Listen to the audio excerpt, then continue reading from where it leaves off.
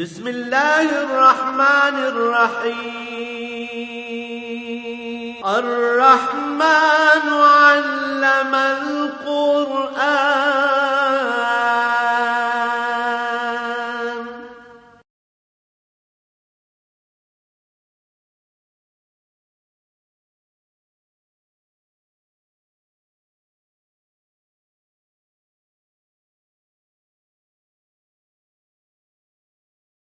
اللہ رب العالمین والصلاة والسلام علی حبیبہ محمد وآلہ وصحبہ اجمعین۔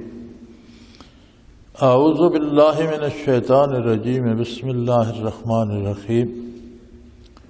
والذی جعل الشمس ضیاء والقمر نورا وقدرناه منازل لتعلموا عدد السنین والحساب ما خلق اللہ ذلک الا بالحق یفصل الآیات لقوم یعلمون۔ ان فی اختلاف اللیل والنہار وما خلق اللہ فی السماوات والارض لآیات لقوم یتقون۔ ان الذین لا یرجون لقاءنا ورضوا بالحیاة الدنیا واطمأنوا بها والذین هم عن آیاتنا غافلون اولئک مأواهم النار بما كانوا یکسبون۔ ان الذین آمنوا وعملوا الصالحات یاتیہم ربہم بایمانہم تجری من تحتہم الانہار فی جنات النعیم دعواہم فیہا سبحانک اللہم وتحیتہم فیہا سلام وآخر دعواہم ان الحمد للہ رب العالمین۔ اللہم سبحانک لا علم لنا الا ما علمتنا انک انت العلیم الحکیم۔ مولاي صل وسلم دائما ابدا على حبيبك خير الخلق كلهم۔ والذي جعل الشمس ضياء، وہی قادر و قیوم ہے، وہی خلاق عالم ہے، اور اسی کی تخلیق ہے جس نے سورج کو روشن کیا۔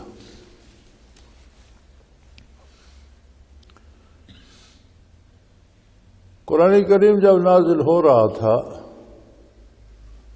تو جدید سائنسی علوم کا وجود نہیں تھا،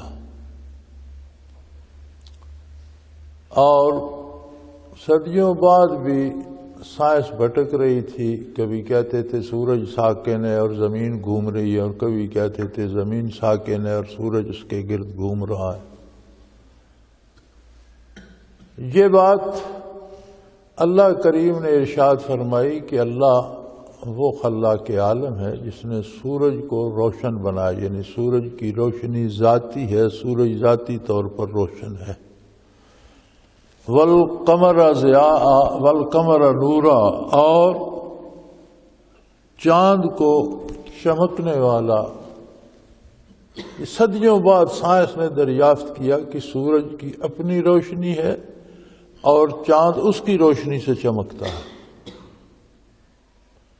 اللہ کریم نے نزول قرآن میں یہ بات بتائی کہ وہ قادر ہے جس نے سورج کو روشن بنایا، جس کی اپنی ذاتی روشنی ہے، اور چاند کو چمکنے والا بنایا، یعنی جو دوسرے کی روشنی سے چمک حاصل کرتا ہے۔ پھر صرف یہی بات نہیں، وَقَدَّرَهُ مَنَازِلَ لِتَعْلَمُوا عَدَدَ السِّنِينَ وَالْحِسَابَ، ان کے راستے اور منازل متعین کر دی۔ کروڑ برس سے جب سے بنے ہیں، اللہ جانے کتنی مدت گزر گئی، اپنے معین راستے پہ سورج بھی چل رہا ہے اور معین منازل پہ چل رہا ہے۔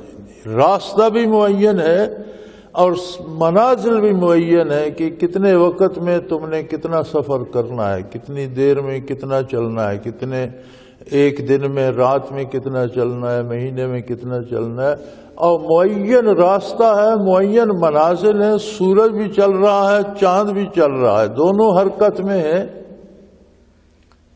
اور کروڑہا برس گزرنے کے باوجود نہ کبھی ایک لمحہ اپنے وقت سے آگے جاتے ہیں، نہ کبھی ایک لمحہ اپنے وقت سے پیچھے رہتے ہیں۔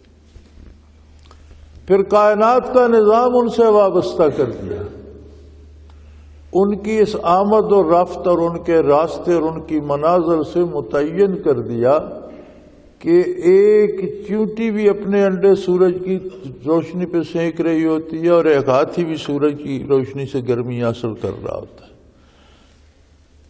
بخارات بنتے ہیں، بادل بنتے ہیں، سورج کی گرمی سے بارشیں ہوتی ہیں، زمین میں بیج پھوٹتے ہیں، فصلیں اگتی ہیں، پھل لگتے ہیں۔ بے شمار جاندار اللہ کی مخلوق جسے ہم گن نہیں سکتے، وہ اپنی اپنی زندگی حاصل کرتے ہیں سورج کی روشنی سے، اور بے شمار چیزیں چاند کی چاندنی سے پھلوں میں مٹھاس پیدا ہوتی ہے، فصلوں میں لذت پیدا ہوتی ہے۔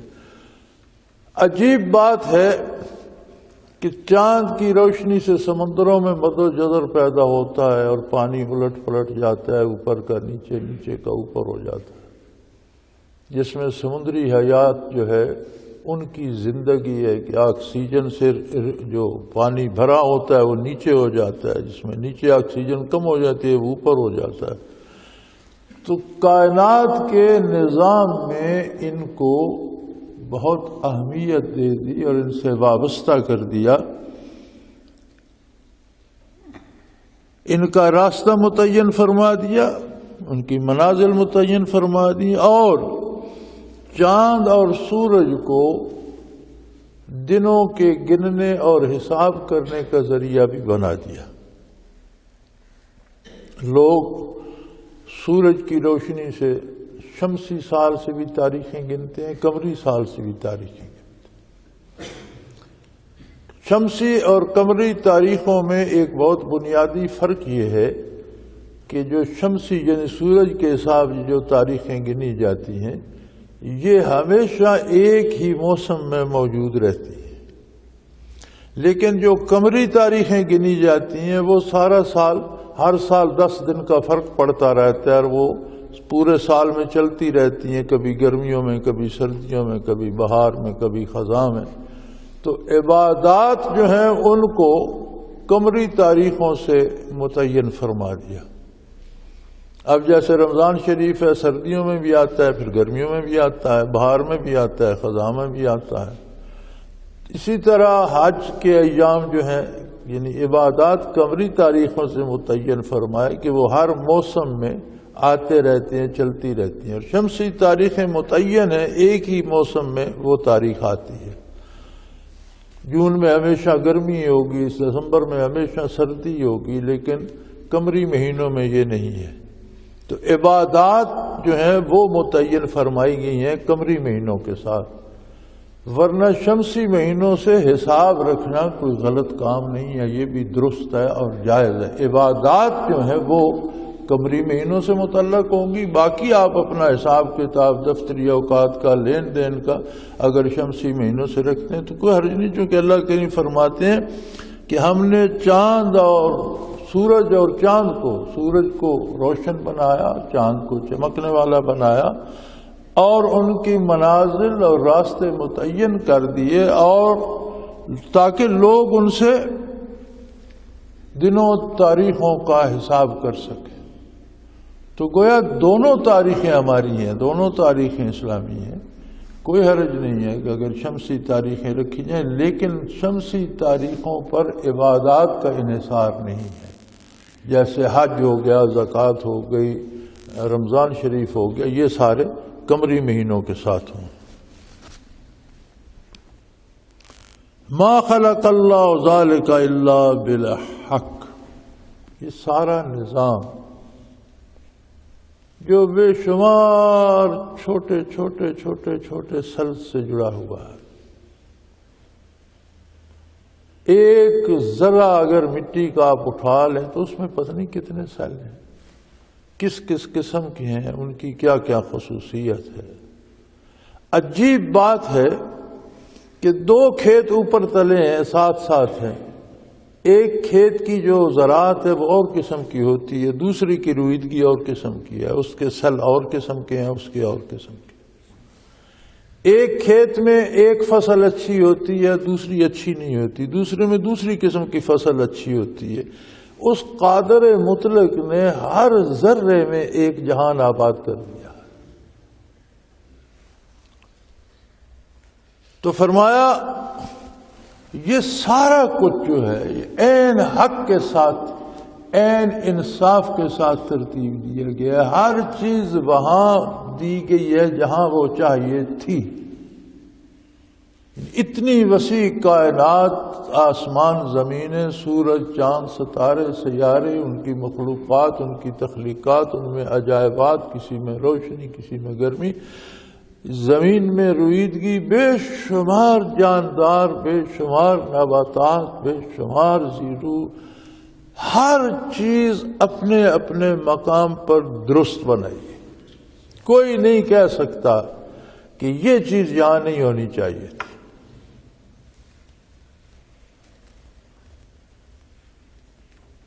یفصل الآیات لقوم یعلمون، فرمایا اللہ کریم ان لوگوں کے لیے جو علم رکھتے ہیں، جو جاننا چاہتے ہیں۔ علم سے مراد صرف یہ نہیں ہوتا کہ سکول کالج کا پڑھا ہو تو علم ہے، علم سے مراد ہوتا ہے جاننا۔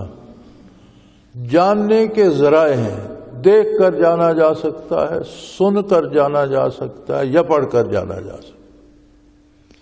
تو جس طرح بھی کسی نے جان لیا وہ عالم ہے، وہ جانتا ہے۔ اب صحابہ کرام میں سے کتنے لوگ تھے جو لکھنا پڑھنا جانتے تھے، لیکن کوئی مسئلہ جو کوئی صحابی بیان کر دے وہاں کوئی دم مارتا ہے بڑے سے بڑا عالم۔ انہوں نے براہ راست نبی کریم صلی اللہ علیہ وسلم سے سن کر علم حاصل کیا۔ تو جو جاننے والے ہیں، جو سمجھنے والے ہیں، جو غور و فکر کرنے والے ہیں، جن کی زندگی انسانی ہے، جو محض حیوانوں کی طرح نہیں جیتے۔ حیوانی زندگی ہوتی ہے پیٹ بھرنا، رات بسر کرنا، بچے پیدا کرنا، اس کے علاوہ حیوانات ایک فطری سا ایک ہے زندگی کا سرکل جو وہ چلائے رکھتے ہیں۔ انسان کو اللہ کریم نے بہت فضیلت دی اور بہت استعداد دی، اس میں وہ شعور رکھا کہ اپنے رب کو پہچان سکے۔ اب اگر یہ ساری استعداد رکھتے ہوئے بھی نہیں جاننا چاہتا اور بے سدھ رہتا ہے، بے خبر رہتا ہے، تو پھر حیوانوں سے بھی بدتر ہو جاتا ہے۔ لیکن جو جانتے ہیں، جو جاننا چاہتے ہیں، ان کے لیے اس سارے نظام میں اس نے اتنی دلیلیں رکھی ہیں کہ سمجھ آ جاتی ہے کہ وہ واحد ہے، لا شریک ہے، اور اس کے سوا اس کائنات میں کسی کا کوئی دخل نہیں۔ ساری کائنات مخلوق ہے، اس کے پیدا کرنے سے پیدا ہوئی، اس کے قائم رکھنے سے قائم رہتی ہے، جسے وہ قائم رکھتا ہے وہ قائم رہتی ہے، جسے نہیں رکھتا وہ مٹ جاتی ہے۔ اسی طرح فرمایا ان فی اختلاف اللیل والنہار وما خلق اللہ فی السماوات والارض لآیات لقوم یتقون،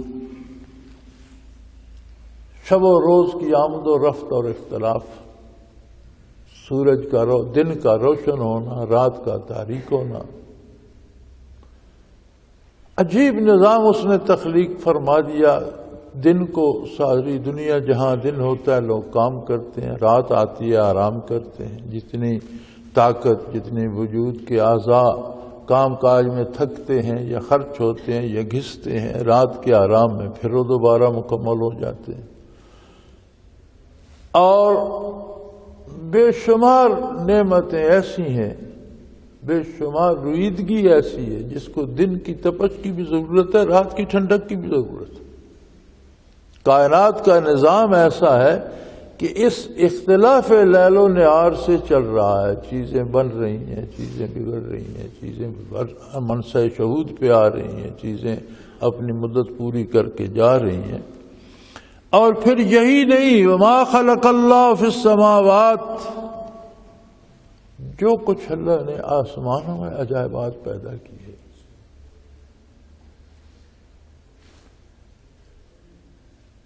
والارض، اور جو عجیب و غریب نعمتیں اس نے زمین میں پیدا کر دی، کتنی طرح کی مخلوق، کتنی طرح کی نباتات، کتنی طرح کی جمادات، کیا کیا چیزیں کہاں کہاں اس نے پیدا کر دی. اگر ان پر کوئی غور کرے تو ان میں بے شمار دلیلیں ہیں، لیکن کن لوگوں کے لیے؟ لآیات لقوم یتقون، جن لوگوں کا تعلق اللہ سے بن جاتا ہے، رابطہ ہو جاتا ہے، ایمان نصیب ہو جاتا ہے، اور جو اللہ کی رضا کے لیے جیتے ہیں ان کو سمجھ آتی ہے کہ زمینوں میں آسمانوں میں کتنے دلائل ہیں. اب یہاں دیکھیے، پہلی جو آیت کریمہ ہے وہ بتا رہی ہے کہ سورج کی روشنی اور چاند کی چاندنی یا چمک، ان کا منازل پہ چلنا، اس سے دنوں تاریخوں کا حساب. یفصل الآیات لقوم یعلمون، جو لوگ بھی علم رکھتے ہیں، جانتے ہیں، ان کے لیے اس میں بڑے دلائل ہیں. یہاں قید علم کی لگائی. علم کسی کے پاس بھی ہو سکتا ہے. غیر مسلم سائنٹسٹ بھی بڑی بڑی تحقیقات کرتے ہیں اور ان سب چیزوں کے عجائبات ان کی سمجھ میں بھی آتے ہیں. لیکن جب بات آئی ارض و سما کے خزانوں کی اور عجائبات کی، اور آسمانوں میں کیا عجائبات ہیں اور زمین میں کیا عجائب، تو یہاں فرمایا یہ باتیں سائنس سے سمجھ میں نہیں آتی. ان چیزوں کے لیے تقوی ضروری ہے. یہ دلائل ان کے لیے ہیں جن کو تقوی نصیب ہے. یہ نیکی اور پرہیزگاری سے سمجھ میں آتی ہیں. یہ اگر دل میں انوارات الہی آ جائے، نور نبوت آ جائے، نور ایمان آ جائے، دل روشن ہو جائے، تقوی نصیب ہو جائے، اطاعت الہی نصیب ہو جائے، پھر ان دلائل کی سمجھ آتی ہے کہ زمینوں میں کتنے عجائبات ہیں اور آسمان میں کیا کیا ہے. کیونکہ سائنس کا تعلق آسمان سے نیچے نیچے چیزوں سے ہے، بالائے آسمان سے سائنس کا کوئی تعلق نہیں. نہ سائنس کی وہاں رسائی ہے، نہ علوم ظاہرہ کی وہاں تک پہنچ ہے، نہ وہ وہاں جان سکتے ہیں. تو بالائے آسمان کے عالم کو جاننے کے لیے کیا صفت چاہیے؟ اللہ نے فرمایا تقوی. تقوی ایک کیفیت ہے، ایک رشتہ ہے رب العالمین کے ساتھ ایسا کہ بندے کو اپنی بندگی کا احساس ہو جائے اور جرأت نہ کرے کہ میں اپنے خالق و مالک کی رضا کے خلاف کوئی کام کروں. اسے تقوی کہتے ہیں. تو اس کا مطلب یہ ہوا کہ جو لوگ روحانیت، اسی کو روحانیت کہتے ہیں نا، جو علوم ظاہری کی رسائی سے آگے ہو، جو مادی عقل کی رسائی سے آگے ہو، اور جس تک روح کی جو استعداد ہے وہ پہنچ سکے، جو علم روح حاصل کرتا ہے وہ اس تک پہنچ سکے، وہ اسے جان سکے، وہ اس کے اسرار سے واقف ہو سکے. تو فرمایا روح کو زندہ کرنے کے لیے روح کی غذا بھی تقوی ہے، روح کی دوا بھی تقوی ہے. تقوی ہے کہ ہر لمحے حضور حق نصیب ہو. پانی پینے لگتا ہے تو سوچتا ہے یہ میرے اللہ کی نعمت ہے، یہ میرے نبی صلی اللہ علیہ وسلم نے کس انداز سے پیا، پینے کا انداز اپناتا ہے، پی کر شکر ادا کرتا ہے تو حضور حق نصیب ہوا. کھانا کھانے لگتا ہے تو سوچتا ہے حلال ہو، طیب ہو، دائیں ہاتھ سے شروع کروں، بسم اللہ شریف پڑھ کر شروع کروں. وہ محض پیٹ بھرنے کے لیے نہیں کھاتا، اس کے ایک ایک لقمے میں بھی عبادت رچی بسی ہوتی ہے، ایک ایک گھونٹ پانی میں بھی عبادت رچی بسی ہوتی ہے. دنیا کا کوئی کام بھی کرتا ہے تو وہاں یہ اس کی فکر موجود ہوتی ہے کہ میں اللہ کے حضور کھڑا ہوں، اللہ میرے پاس موجود ہے، مجھے دیکھ رہا ہے. کوئی ایسا کام نہ کروں جس سے اللہ کریم ناراض ہوں یا جس سے محبت میں دراڑ آئے. اس کیفیت کو تقوی کہتے ہیں، اور یہی مومن کی زندگی ہے. نور ایمان سے یہ دولت نصیب ہوتی ہے یا کیفیات قلبی سے یہ دولت نصیب ہوتی ہے، اور یہ دولت وراثتاً منتقل ہوتی ہے نبی سے صحابہ کو صلی اللہ علیہ وسلم، صحابہ کرام رضوان اللہ علیہ مجمعین کو، ان سے تابعین کو، تبع تابعین کو، یہ قیامت تک سینہ بسینہ چلتی رہے گی، یہ ختم نہیں ہوگی، اور جب یہ کیفیت ختم ہوگی قیامت قائم ہو جائے گی۔ اسی کیفیت کا اثر ہے کہ جب یہ کیفیت وجود میں آتی ہے تو قرآن کریم فرماتا ہے ثم تلین جلودہم وقلوبہم الی ذکر اللہ، پھر کھال سے لے کر نہا خانہ دل تک وجود کا ہر ذرہ اللہ کا ذکر کرنے لگ جاتا، ہر بات میں، ہر کام میں اللہ کا ذکر موجود ہوتا ہے۔ سونا کس طرح سے ہے، جاگنا کس وقت ہے، کیوں جاگنا ہے؟ جی اللہ کی عبادت کے لیے، تہجد پڑھنی ہے، اللہ کا ذکر کرنا ہے، فجر پڑھنی ہے، اللہ کا ذکر کرنا ہے، کام میں لگا ہوا ہے، مصروف ہے، لیکن اس کا ذہن وہاں موجود ہے کہ زور کا وقت ہو گیا تو مجھے اللہ کی بارگاہ میں حاضر ہونا ہے۔ کام کرتے ہوئے سوچتا ہے کہ کام کا کوئی انداز ایسا نہ ہو جس میں اللہ کریم کی نافرمانی۔ اس کا مطلب ہے کہ نور ایمان سے بندے مومن کو رات دن کا ہر لمحہ حضور حق نصیب ہو گیا، یہی حضور حق تقویٰ کہلاتا۔ تو فرمایا جو دلائل آسمانوں میں اور بالائے آسمان ہیں، اور جو زیر زمین خزانے اور جو خصوصیات زمین میں ہیں، سائنس سر پٹکتی بھی رہے سب کچھ نہیں جان سکتی، کوئی حصہ اس کا معمولی ہی جان سکتی۔ آج ہم کہتے ہیں کہ سائنس بہت زیادہ ترقی کر گئی ہے، تو بہت بڑے سائنسدان کا قول ہے کہ اگر ہم زیادہ بڑھا کر بات کریں تو شاید ہم 10% تک جان چکے ہوں، اس سے زیادہ نہیں، اس سے زیادہ 90% حقائق جو ہیں ان تک ہماری رسائی نہیں۔ تو یہاں یہ شرط فرمائی کہ ان فی اختلاف اللیل والنہار وما خلق اللہ فی السماوات والارض لآیات لقوم یتقون، کائنات کے اندر بالائے آسمان زیر زمین جو کاریگری، جو حکمتیں، جو راز ہیں، یہ ان لوگوں کی نظر میں آتے ہیں جنہیں تقوی نصیب ہوتا ہے۔ ان الذین لا یرجون لقاءنا ورضوا بالحیات الدنیا واطمأنوا بها،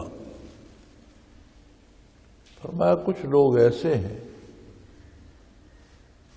جنہیں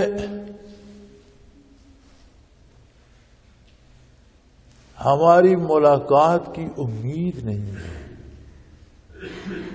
جو یہ سمجھتے ہیں کہ ہم دنیا میں پیدا ہوئے، کھائیں گے، پیئیں گے، رہیں گے، اور موت آئی مر جائیں گے، بات ختم ہو جائے گی، جنہیں یہ امید نہیں ہے کہ موت زندگی کا خاتمہ نہیں ہے۔ تو جسے سمجھا ہے غافل اختتام زندگی، تو جسے سمجھا ہے غافل اختتام زندگی ہے، یہ شام زندگی صبح دوام زندگی۔ موت زندگی کا خاتمہ نہیں ہے بلکہ نئی زندگی کی ابتدا ہے، صبح ہے، اور وہ نئی زندگی بندے کو حضور حق پیش ہونا ہوگا اور دیکھا جائے گا کہ اللہ کی اتنی وسیع کائنات بے پناہ نعمتوں کو استعمال کر کے اس نے اللہ کا شکر بھی ادا کیا یا نہیں۔ اسے لوٹانا تو کچھ نہیں تھا، اس نے تو ساری زندگی لینا ہی لینا تھا، لیتا ہی رہا، لیکن وہ لے کر کبھی یہ بھی کہا کہ اللہ تیرا شکر ہے، تو نے مجھ پر بڑی نعمتیں فرمائی۔ کبھی سجدہ شکر بھی ادا کیا، کبھی زمین پہ پیشانی رکھی، کبھی دل میں اللہ کو بسایا۔ فرمایا نہیں، یہ لوگ دنیاوی زندگی پہ راضی ہو گئے، رضوا بالحیات الدنیا، یہ اسی پہ خوش ہو گئے کہ اتنے پیسے کما لیے، حلال ہیں یا حرام پرواہ نہیں، اتنا بڑا عہدہ مل گیا، اتنا بڑا نام ہو گیا ہمارا، اور یہ نہیں دیکھتے کہ آج کے عہدوں کی حیثیت کیا ہے۔ ذرا ان کھنڈرات کو جا کر دیکھو جن کے بنانے والے اور رہنے والوں نے پورے ممالک پر ذاتی حکومت کی، جو ان کے منہ سے نکل جاتا وہی قانون ہوتا تھا۔ آج ان کے قلعے، ان کے مقبرے سیرگاہیں بن گئی۔ عجیب بات یہ ہے کہ عبرت کوئی حاصل نہیں کرتا، انجوائے کرتے ہیں، تفریح کرتے ہیں کہ دیکھو یہ قلعہ کیسا تھا، یہ کمرہ کیسا تھا، یہ مقبرہ کیسا ہے۔ فرمایا یہ وہ لوگ ہیں جنہیں واپس میرے دربار میں حاضری کی امید نہیں، لا یرجون لقاءنا، میری ملاقات کی امید نہیں رکھتے۔ ورضوا بالحیات الدنیا، یہ کیوں ان کی امید آخرت سے منقطع کیوں ہو گئی؟ فرمایا یہ دنیا کی زندگی پہ راضی ہو، یہ دولت دنیا پہ اور دنیا کے کھانے دانے پہ اور دنیا کے لباس اور عہدے پہ اور مال و دولت پہ فدا ہو گئے اور اس پر راضی ہو گئے۔ وَاطْمَأَنُّوا بِهَا، اسی پر بس کر گئے، مطمئن ہو گئے کہ بس ہمیں جو کچھ مل گیا یہ بہت کچھ ہو گیا۔ اس کا نتیجہ یہ ہوا وَالَّذِينَ هُمْ عَنْ آيَاتِنَا غَافِلُونَ، اس کے نتیجے میں وہ ہماری نشانیوں سے غافل ہو، ادھر سے آنکھ بند ہو گئی۔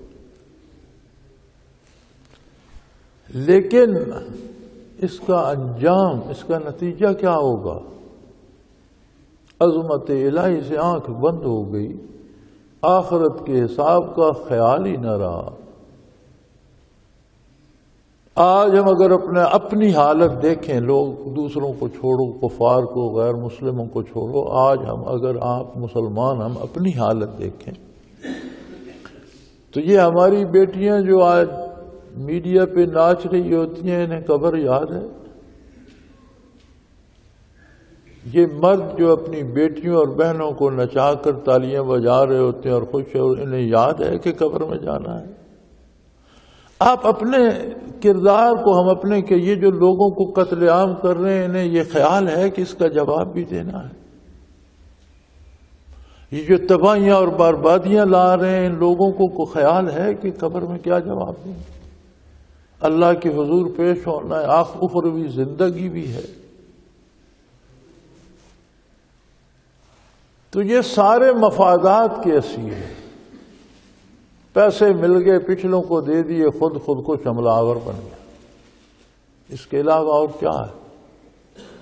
جن کو مار رہا ہے ان کو جانتا بھی نہیں کہ وہ ہیں کون، تو پھر انہوں نے اس کا کیا بگاڑا ہے، کیوں اس کے لیے واجب القتل ہو گئے؟ اسے تو یہ بھی نہیں پتا کہ ان کا عقیدہ کیا ہے، فرقہ کیا ہے، کردار کیا ہے، لوگ ہیں کون، کرتے کہ مارے جا رہے ہیں۔ یا پھر دوسری طرف بچیوں کو نچا رہے ہیں، اور میرے خیال میں اب دوپٹہ تو رہا ہی نہیں۔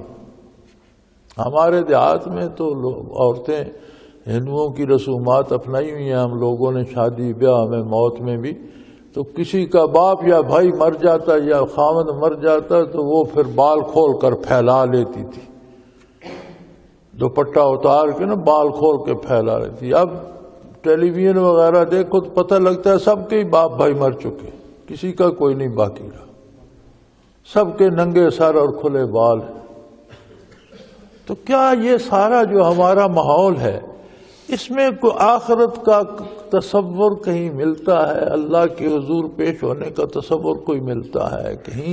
کہیں اللہ کی یاد آتی ہے کوئی سین دیکھ کر؟ فرمایا یہ دنیا کی لذات، دنیا کی شہرت، دنیا کی دولت اور دنیا کی زندگی پر مطمئن ہو گئے، اور انہیں ہماری ملاقات کا خیال ہی نہیں رہا۔ لا یرجو لقاءنا، یہ ہماری ملاقات کی تو توقع ہی نہیں رکھتے کہ اللہ کے حضور بھی پیش ہونا، یہ توقع ہی نہیں رہی انہیں۔ اس کا نتیجہ کیا ہوگا؟ فرمایا اولئک مأواہم النار بما کانوا یکسبون، جو کرتوت یہ کر رہے ہیں ان کا نتیجہ اور انجام دوزخ کی آگ ہو۔ یہ کسی کا کچھ نہیں بگاڑ رہے، یہ جو کچھ کر رہے ہیں اپنے ساتھ کر رہے ہیں، یعنی اپنا حساب جب دینا پڑے گا تو یہ جو کردار ہے اللہ سے دوری کا، غفلت کا اور آخرت سے نا امید ہونے کا، اس کے نتیجے میں جو دنیاوی اعمال ظہور پذیر ہوتے ہیں، یہ سارا سامان دوزخ کا ہے۔ انہی کے مقابلے میں میرے وہ بندے بھی ہیں ان الذین آمنوا جنہیں نور ایمان نصیب ہوا۔ جس طرح کفر کی خصوصیت ہے کہ اس کا انجام دوزخ ہے، اسی طرح نور ایمان کی خصوصیت ہے اس کا انجام اللہ کی رضا اور جنت۔ ان الذین آمنوا وعملوا الصالحات، ایمان کا تقاضا یہ ہے کہ جسے ایمان نصیب ہوتا ہے اس کے اعمال صالح ہو جائیں۔ اس دنیا میں ایمان کا حاصل یہ ہے کہ اس کا کردار سدھر جاتا ہے، اس کے اعمال صالح ہو جاتے ہیں۔ ان الذین آمنوا وعملوا الصالحات،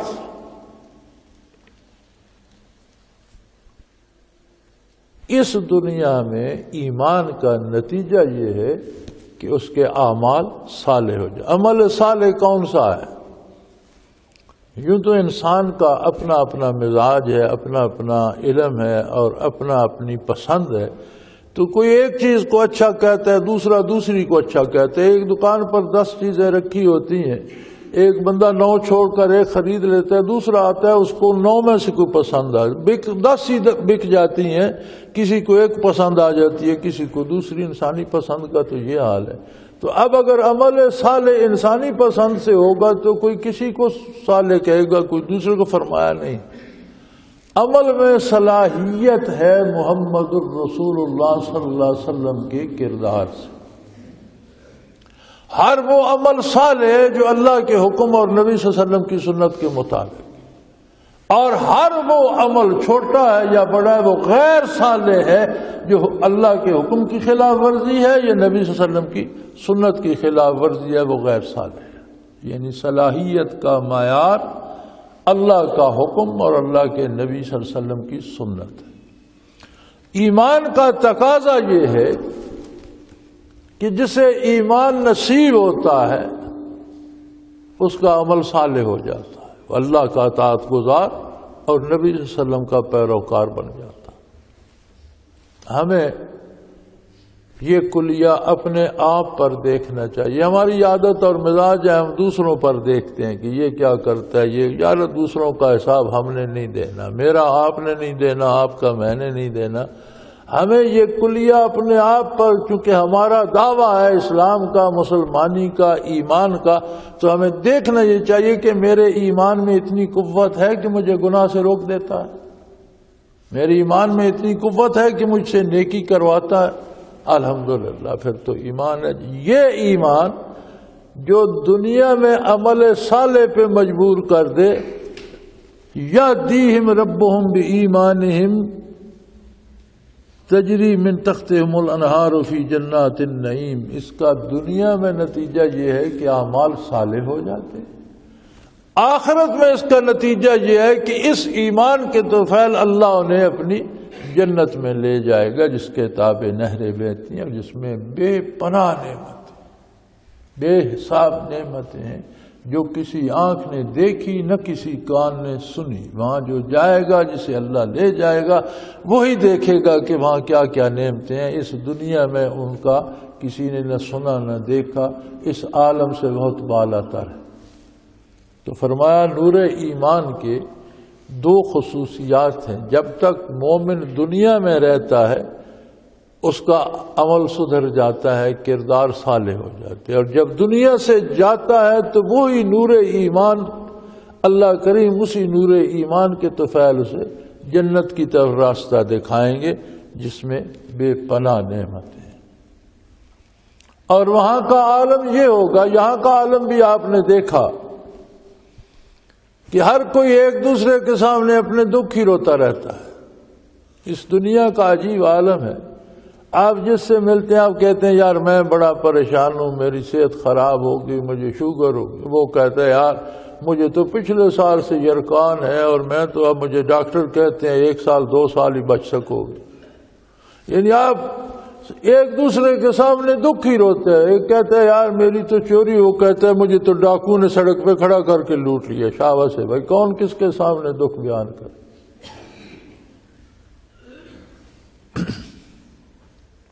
ایک حکایت ہے کہ کسی خاتون کا بچہ لڑکا 10-12 سال کا فوت ہو گیا تو وہ بڑی پریشان ہوئی، تو کوئی عالم تھے، عالم ربانی تھے، ولی اللہ بھی تھے، عالم بھی تھے، وہ ان کے پاس گئی کہ آپ اللہ کے نیک بندے ہیں، میرا ایک بیٹا تھا فوت ہو گیا، آپ دعا کریں مجھے میرا بیٹا زندہ کر، مجھے میرا بیٹا دوبارہ زندہ چاہیے، آپ ولی اللہ ہیں، اللہ سے دعا کریں میرا بیٹا زندہ اٹھے۔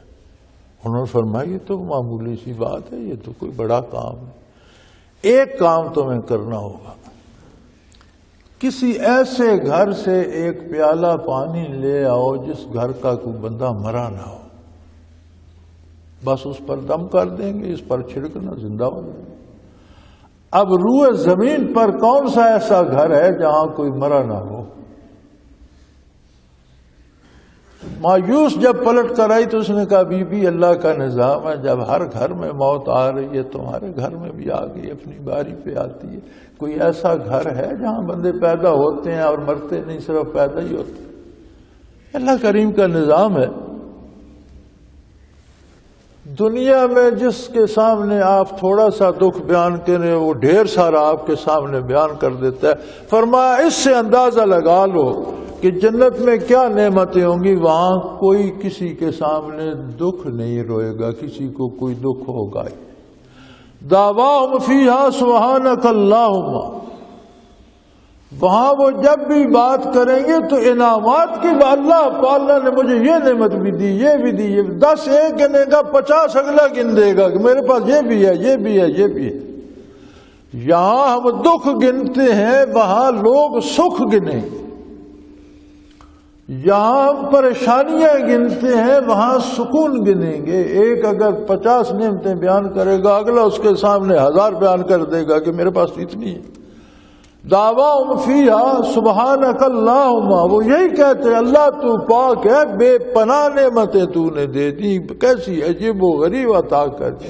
یعنی یہاں دنیا میں لوگ ملتے ہیں تو دکھ بیان کرتے ہیں، سوائے اہل اللہ کے ایک قوم ہے دنیا میں ذاکرین کی، صاحب قلب جو لوگ ہیں، وہ جب ملتے ہیں تو وہ کیفیات کی بات کرتے ہیں، قرب الہی کی بات کرتے ہیں، اللہ کے انعامات کی بات۔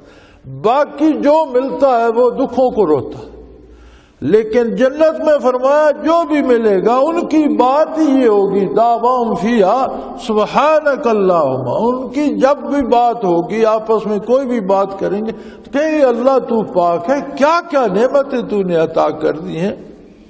وَتَحِيَّتُهُمْ فِيهَا سَلَام، اور جب آپس میں ایک دوسرے سے ملاقات بھی ہوگی کہ وہ دوسرے کو سلامتی کی دعائیں دیں۔ وآخر دعواہم ان الحمد للہ رب العالمین، اور ان کی مجلس ختم بھی اسی بات پر، شروع بھی اللہ کی نعمتوں، اللہ کے احسانات سے ہوگی، ملاقات بھی اللہ کی طرف سلامتی مانگیں گے اور ایک دوسرے کو سلامتی کی دعائیں دیں گے، اور الگ ہوں گے تو بھی اللہ کی عظمت اور اللہ کی تعریف بیان کرتے ہوئے کہ وہ جو کائنات کا پروردگار ہے، ساری تعریفیں اسی کو زیبا ہیں، اسی کے لیے۔ فرمایا جنت کی جو زندگی ہے اس کا اندازہ اس سے لگا لو کہ کوئی بندہ کبھی کوئی دکھ نام کی شے محسوس نہیں کرے گا کہ دوسرے کے ساتھ دکھ شیئر کرے، بلکہ انعامات ہی انعامات ہوں گے، ملاقات ہوگی تو سلامتی کی دعاؤں کے ساتھ، بات ہوگی تو اللہ کی نعمتوں کی ہوگی، جدا ہوں گے تو بھی اللہ کا شکر کرتے ہوئے اور کہتے ہوئے کہ الحمدللہ، ساری تعریفیں اس اللہ کے لیے ہیں جو کائنات کا پروردگار ہے، تمام جہانوں کا پالنہار ہے، تمام جہانوں کا پروردگار ہے۔ وآخر دعوانا ان الحمدللہ رب العالمین۔ اللہ اللہ اللہ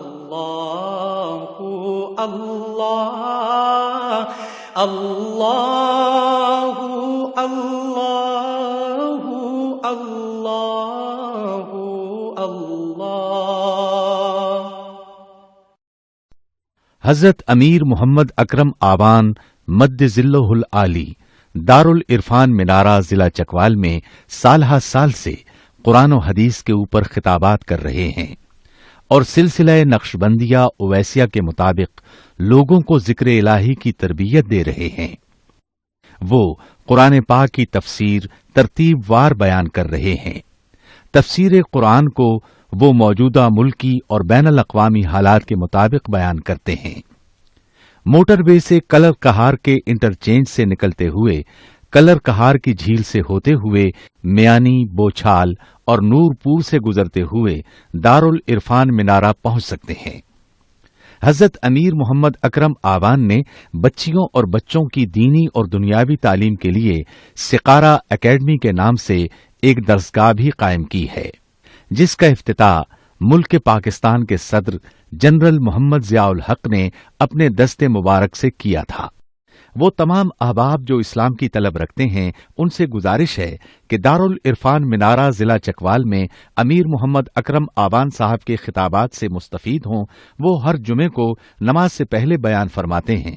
ہر ماہ کی پہلی اتوار کو ماہانہ اجتماع ہوتا ہے جس میں آپ خصوصی خطاب فرماتے ہیں اور پاکستان کے چاروں صوبوں سے احباب اس اجتماع میں شرکت کرتے ہیں۔ اس کے علاوہ یہاں سال میں 2 مرکزی اجتماعات بھی ہوتے ہیں، ایک رمضان المبارک میں اعتکاف کا اجتماع اور دوسرا جولائی اور اگست میں 40 دن کا اجتماع ہوتا ہے جس میں روحانی تربیت کی جاتی ہے۔ اپنا خون سیماب دے کر اتنا ہم کر جائیں گے، نام آقا کا چمن میں پھر رقم کر جائیں گے۔